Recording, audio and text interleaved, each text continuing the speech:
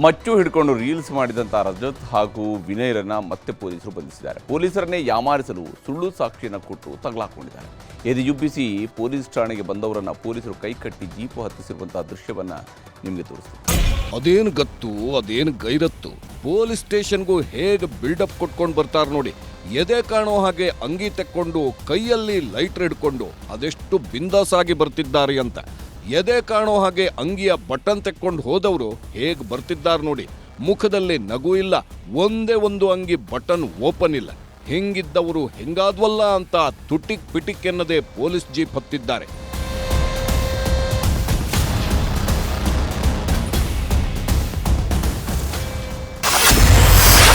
Reels ಹುಚ್ಚು, ನಕಲಿ ಮಚ್ಚು, ಖಾಕಿ ಕೊಟ್ರು ಶಾಕ್.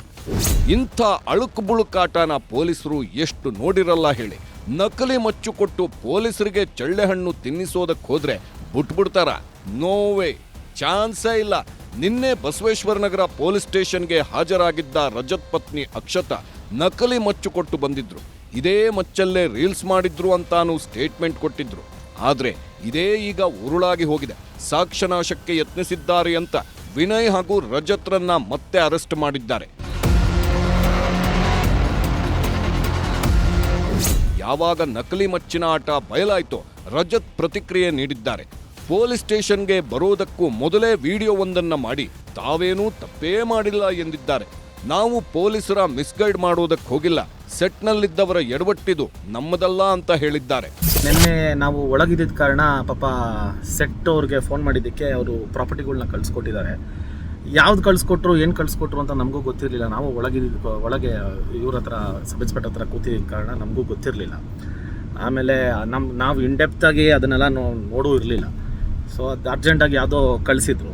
ಸೊ ಅದು ನೋಡಿದ್ರೆ ಅದೇನೋ ತಪ್ಪಾಗಿದೆ ಅಂತ ಬಂತು. ಯಾವುದೇ ಕಾರಣಕ್ಕೂ ಪೊಲೀಸವ್ರನ್ನ ಮಿಸ್ಗೈಡ್ ಮಾಡೋದಾಗಲಿ ಇಲ್ಲ ಪೊಲೀಸವ್ರಿಗೆ ಸುಳ್ಳು ಹೇಳೋದಾಗಲಿ ನಾವು ಯಾವುದೂ ಕೆಲಸ ಮಾಡಿಲ್ಲ. ನಿನ್ನೆ ನಾವು ಪೊಲೀಸ್ ಸ್ಟೇಷನಲ್ಲಿ ವಿಚಾರಣೆಗೆ ಹೋದಾಗ ಅಲ್ಲಿ ನಾವು ಯೂಸ್ ಮಾಡಿದಂಥ ಒಂದು ಸೆಟ್ ಪ್ರಾಪರ್ಟಿನ ತರೋದಕ್ಕೆ ಹೇಳಿದರು. ಬಟ್ ಅದು ಸೆಟ್ ಪ್ರಾಪರ್ಟಿ ಏನು ಹೇಗೆ ಅಂತ ನನಗೆ ಗೊತ್ತಿರಲಿಲ್ಲ. ಹೋಗಿ ಸೆಟ್ಟಿಂದ ಪ್ರಾಪರ್ಟಿನ ಎತ್ಕೊಂಡ್ಬಂದಿದ್ದಾರೆ. ಬಹುಶಃ ಅದು ಮಿಸ್ಮ್ಯಾಚ್ ಆಗಿದೆ ಅನಿಸುತ್ತೆ. ಅಲ್ಲಿ ಇದ್ದಂಥ ಬೇರೆ ಬೇರೆ ಪ್ರಾಪರ್ಟೀಸ್ನಲ್ಲಿ ಇದು ಸಿಮಿಲರ್ ಇತ್ತು ಅಂದ್ಬಿಟ್ಟು ಇದನ್ನು ಎತ್ಕೊಂಡ್ಬಂದಿದ್ದಾರೆ ಅನ್ಸುತ್ತೆ. ಪೊಲೀಸ್ ಸ್ಟೇಷನ್ಗೆ ಬರ್ತಿದ್ದಂತೆ ಇಬ್ಬರನ್ನು ಬಂಧಿಸಿದ ಖಾಕಿ ಪಡೆ ಸೀದಾ ನಾಗರಬಾವಿಯ ಅಕ್ಷಯ್ ಸ್ಟುಡಿಯೋಗೆ ಕರೆದೊಯ್ದು ಸ್ಥಳ ಮಹಜರು ಮಾಡಿದ್ದಾರೆ. ಮಚ್ಚು ಕೊಟ್ಟಿದ್ದೇ ಸ್ಟುಡಿಯೋ ಸಿಬ್ಬಂದಿ ಅಂತ ವಿನಯ್ ಹಾಗೂ ರಜತ್ ಹೇಳಿಕೆ ಕೊಟ್ಟಿದ್ರಿಂದ ಸ್ಟುಡಿಯೋದಲ್ಲೇ ಸ್ಥಳ ಮಹಜರು ಮಾಡಿದ್ದಾರೆ. ಆದರೆ ಸ್ಟುಡಿಯೋದಲ್ಲೂ ಯಾವುದೇ ಮಚ್ಚಿನ ಮಾಹಿತಿ ಸಿಕ್ಕಿಲ್ಲ. ಹೀಗಾಗಿ ಮತ್ತೆ ಸ್ಟೇಷನ್ಗೆ ಕರ್ಕೊಂಡ್ಬಂದು ಫುಲ್ ಡ್ರಿಲ್ ಮಾಡಿದ್ದಾರೆ.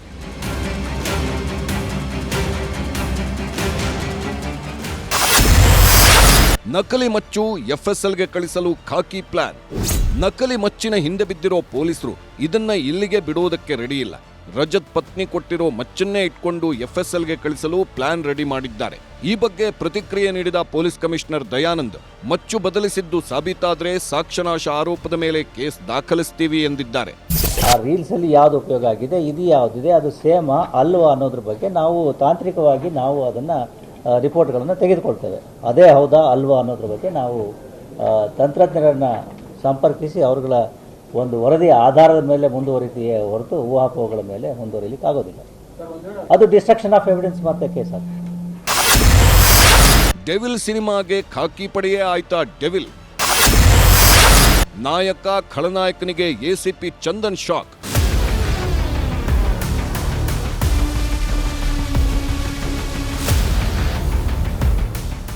ರೀಲ್ಸ್ ಹುಚ್ಚಾಟದಲ್ಲಿ ಬಂಧನವಾಗಿರೋ ವಿನಯ್ ಗೌಡ ದರ್ಶನ್ರ ಡೆವಿಲ್ ಸಿನಿಮಾದಲ್ಲಿ ಖಳನಾಯಕನಾಗಿ ಬಣ್ಣ ಹಚ್ಚುತ್ತಿದ್ದಾರೆ.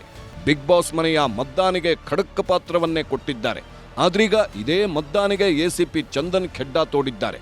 ಅವತ್ತು ಡೆವಿಲ್ ಸಿನಿಮಾದ ಹೀರೋ ದರ್ಶನ್ರನ್ನ ಬಂಧಿಸಿದ್ದ ಚಂದನ್ ಅವರೇ ಈಗ ಡೆವಿಲ್ ಸಿನಿಮಾದ ಖಳನಾಯಕ ವಿನಯ್ರನ್ನ ಲಾಕ್ ಮಾಡಿದ್ದಾರೆ.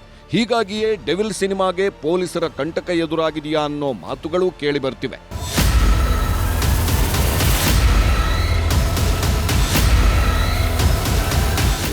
ಒಟ್ನಲ್ಲಿ ದರ್ಶನ್ ಅಭಿಮಾನಿ ಅನ್ನೋ ಗತ್ತಲ್ಲಿ ಮಚ್ಚಿಡ್ಕೊಂಡು ಪೋಸ್ ಕೊಟ್ಟವರು ಈಗ ವಿಲವಿಲಾ ಅಂತಿದ್ದಾರೆ.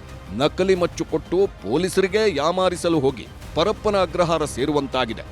ಮಂಜುನಾಥ್ ಎನ್ ಜೊತೆ Gangadhar ವಾಗಟ, crime bureau, news 18, Bengaluru.